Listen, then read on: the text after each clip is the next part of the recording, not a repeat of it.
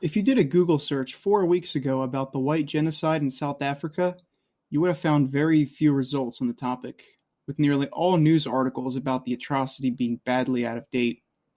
You could, however, find the incredible work done by Lauren Southern, who had personally went out to interview victims of the unimaginable horror and torture of farmers in South Africa. She also had interviewed anti-white groups in South Africa, one of which told her they'd like to slaughter rival journalists, putting her life in serious risk of ending in unimaginable brutality. This, along with the corrupt South African leadership, makes it more difficult to gather information on the current situation. It even makes the creation of this video more time-consuming, because you have to watch entire video interview footage rather than reading transcripts of the eyewitness testimonies online. The content in Lauren Southern's videos on the slaughter of white farmers is very disturbing. In one case, a young child, less than 10 years old, was left tortured and crucified on a kitchen table. In another, a 5-year-old's face was cut off alive, while the rest of his family was slaughtered. With the world now gradually becoming more aware of the situation, I really hope she doesn't have to do something this courageous anymore.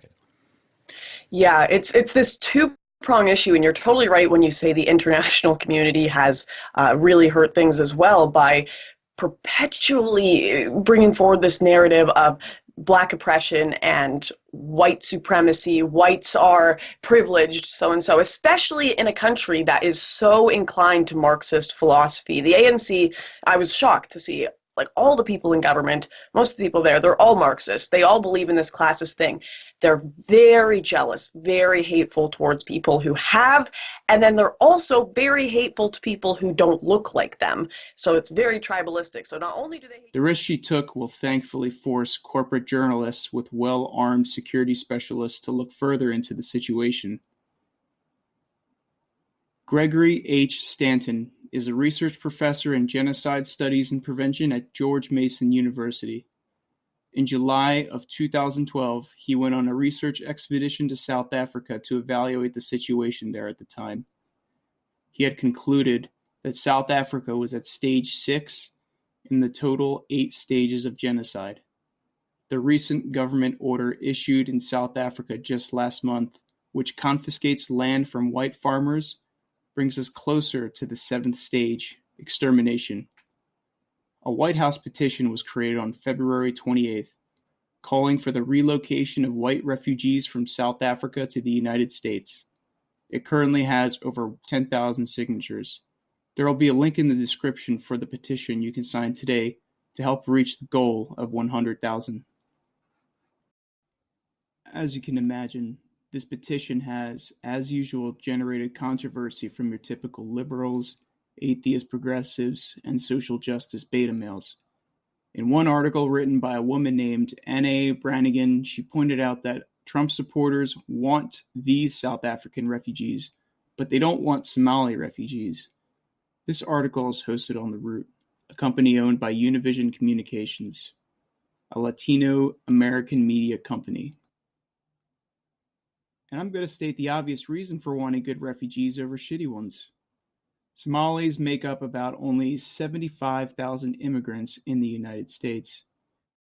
While no IQ national average could be gathered from Somalia, its neighboring countries, Ethiopia and Kenya, have IQ averages of 63 and 69. The American Psychiatric Association classifies both IQs as mild mental retardation. This has led to Minneapolis having its customers lost, which means that Somali refugees are a detriment to the country who cannot contribute anything to the U.S. economy. White refugees from South Africa, on the other hand, will lead to a much stronger economy, and this can be verified by reports of white privilege in South Africa today.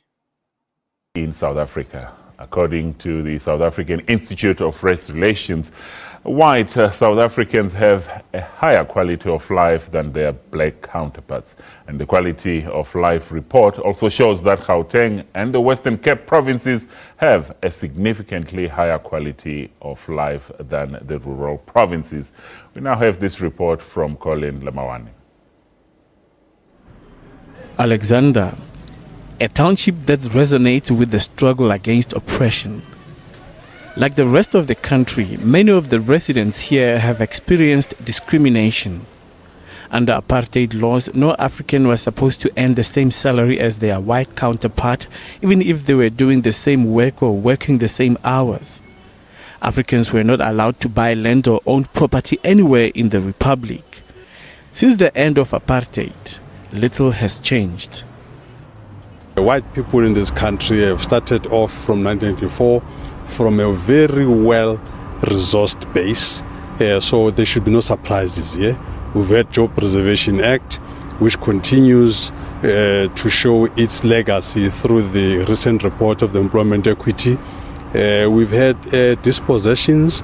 This is why even today black people continue not to have land, and the list goes on. So I really don't think we should be surprised. This is really just a reflection of the fact that South Africa was colonized and was brutalized by apartheid and colonialism. Unsurprisingly, South African blacks have benefited greatly from the white citizens by being provided with a national infrastructure similar to those in other Western nations. These benefits were lost to the nation of Zimbabwe, whom had also confiscated the lands owned by white farmers and had watched their nation decline into a status of all the other African nations in poverty, as you would expect. However, the propaganda by the South African government continues to demonize the minority white population, which probably allows to have more of these white farmers slaughtered, because you need some kind of a justification to keep you going. However, life has glaringly improved for some black South Africans. They live in suburban areas and have access to a good life and opportunities. Some black elites are able to clinch well-paying jobs in the inner city. According to the report, inequalities within the broader black population don't receive sufficient policy attention.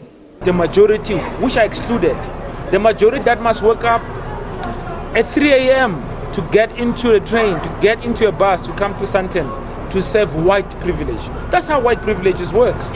This enclave, this corridor, is a corridor of black people.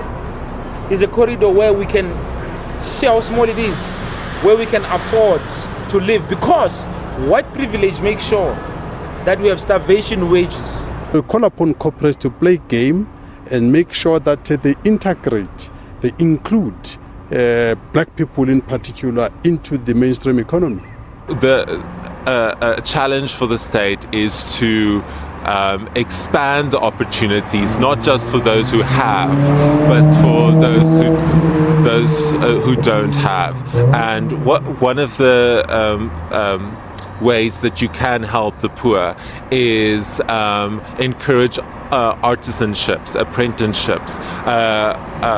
Try to encourage the private sector to create more internship opportunities. Analysts say the current policy of radical economic transformation, if implemented adequately, may translate into improving the lives of ordinary South Africans so that they can experience a better life like their white counterparts. But the country has a long way to go. Now, The question now is, how will a real genocide with white victims and black perpetrators affect the liberal news media and their narratives? It's very likely that the demonization of whites and labeling them as privileged will continue, further ruining their already destroyed reputation and ultimately making President Trump look like the one with the moral high ground. Please share this video along with the link to the White House petition to your friends. It's time that we deliver the final blow to the influence of the liberal media and destroy the last remnants of the surviving progressives so that their lies and deception can be exposed to the world. The more you share this video, the more pressure you'll be putting on the corporate media to finally report on the news of white genocide in South Africa, which will turn the global narrative on its head again, the same way it did when Trump was elected president, leaving the reputations of MSNBC, CNN, and the New York Times to be forever broken.